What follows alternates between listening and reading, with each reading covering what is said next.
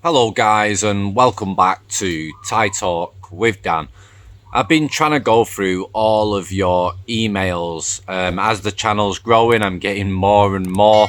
And again, I'm getting a lot of emails that I can't use on the channel. People are just wanting to share the stories just with me personally, or they're speaking about the mafia and corruption and stuff that I can't really go into great detail on the channel about.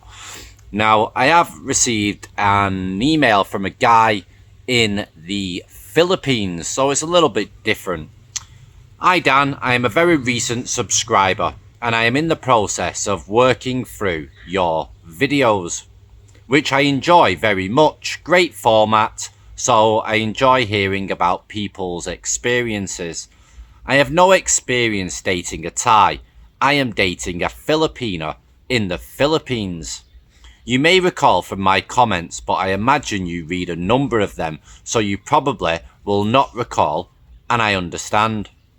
You may wonder why a guy with a Filipino enjoying life in the Philippines is so curious about Thailand, and I'm going to give you a heads up.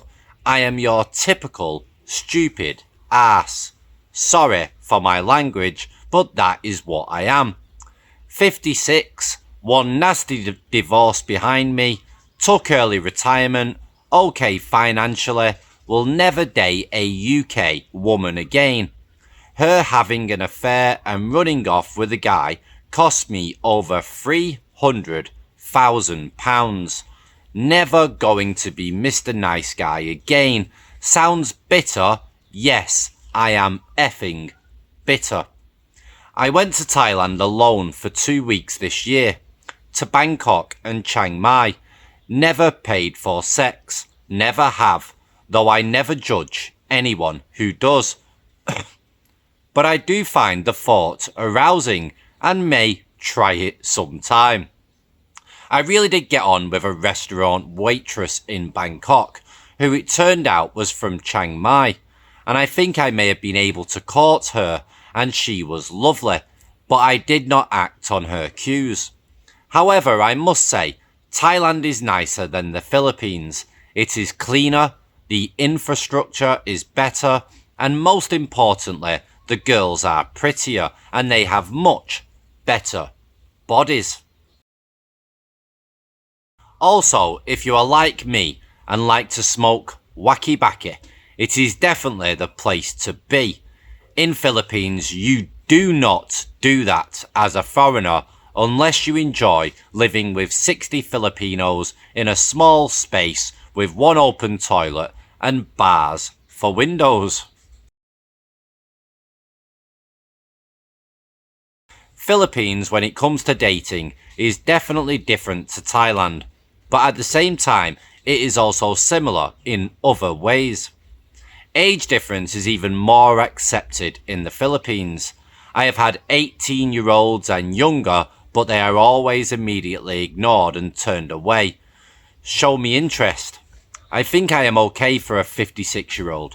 I have good hair, teeth, I am chubby, but not obese.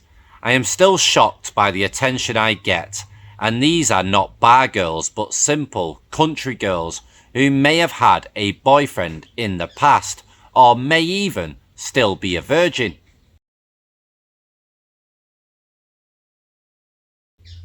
These are girls looking to marry you, which is a big thing in the Philippines as divorce is not possible in their law. They do not care if you are with one of their fellow countrywomen, they will still target you. I have never before felt like a prize bull at market. Whenever I go out with my girlfriend, she guards me against other women, holding me close and staring them down. Of course, there is also a financial element in dating in the Philippines. They are even poorer than Thai, but it is a hell of a lot cheaper to satisfy a girl in Philippines than in Thailand. Also, the girls are just thinking of buying their family a sack of rice, not getting fancy stuff. They are really fed up with Filipino men who just want to sleep with them and leave them to bring up a baby alone. You would be shocked with the amount of 21-year-old single mums here with a 6-year-old child. I live on the edge of London at the moment by Hampton Court. That is why I will be okay when I sell up. I have an occupational pension, but I also own a rental house as well and plan to get another before I make my move to Southeast Asia. UK is effed up. Everything is so expensive. It is so cold. Everyone is miserable. My future is no longer in this country that I once loved. I am originally from the West Midlands and Worcestershire.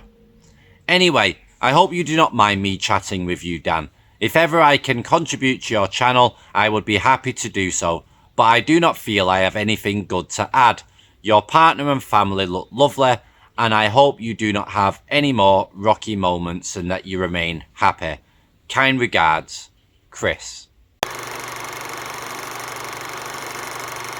Well, firstly, Chris, thanks for your email, and you've contributed by giving us an insight into the Philippines. A lot of people that live in Thailand think about moving to the Philippines, think about going to Vietnam and Cambodia and just trying different places out in Southeast Asia, because a lot of men have had enough here in Thailand, or they've had many bad experiences that they just don't wish to continue here but don't want to go home, so they tend to try out the Philippines or Cambodia, or some even go over to Vietnam. Now, I still talk to some people and family members from back in the UK, and I understand how messed up it is. Apparently there's a lot of strikes and stuff going on, and the cost of living is ridiculous. So a lot of people with normal jobs are really struggling, and basically they're working all hours just to basically cover the bills and survive. No luxuries, no being able to save up for holidays, etc. So I can understand how difficult it is for a lot of people back home in the UK and also in other countries around the world.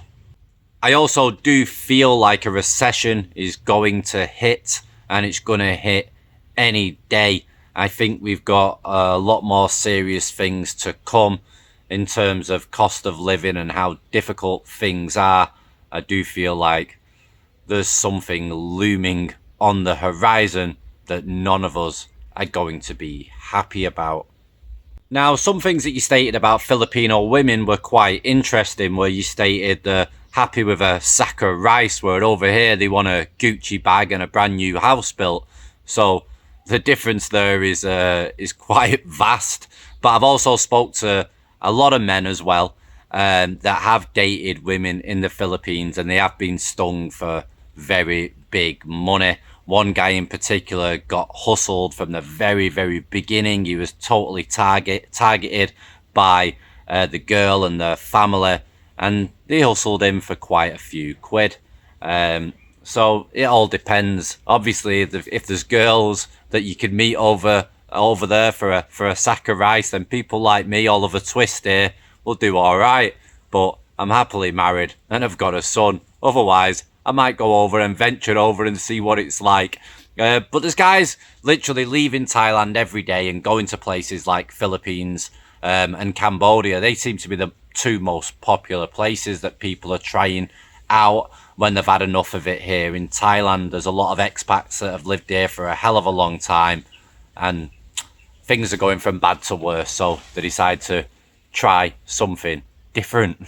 Right, guys, as well, quickly before I go, as I've been going through the emails, I've been reading a few stories that people have sent in to me. They're quite short stories, but they're similar to the stories that I've already presented on the channel, and they're all to do with bar girls and freelancers, where people are dating them, they're wanting monthly salaries, they've been ripped off, been scammed, or they've found out just simply that they don't love them, they just want them for the money. Guys, any sex worker anywhere around the world just wants you for your bloody money. Yeah, you've got to keep it as simple as that. I know they're all cute and they're all nice and they're all fake and they're telling you everything that you want to hear. But guys, they're They're doing that just for the money. They're a bit more ruthless compared to women back home in regards to what they will say to you in order to get that money. Their job is just to say whatever they can say in English to you that'll make you get your wallet out, basically. Make you fall in love with them, get your wallet out, and give them some money. And they know that this isn't going to last forever. They know it might only last 1 week, 1 month, 6 months, who knows? But they know it's not going to always last forever. So they're just going to get what they can as fast as they can. But also, guys, there's a lot of women that play the long game as well, where they're targeting you for big money over here in Thailand. So just be super careful. I can't keep telling you enough about keeping your money in your pocket. Don't be showing off. Get rid of any gold that you've got and hide it. If you've got a nice expensive watch on, hide it.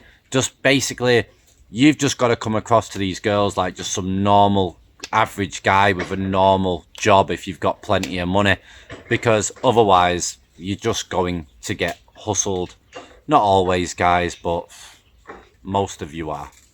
Right, guys, if you've got your own story and you wish to share it, then as always, please send it in to thaitalkwithdan@gmail.com. I hope you all enjoy your Sunday. This will be the last video from me today. I'm going to try and enjoy the rest of the day.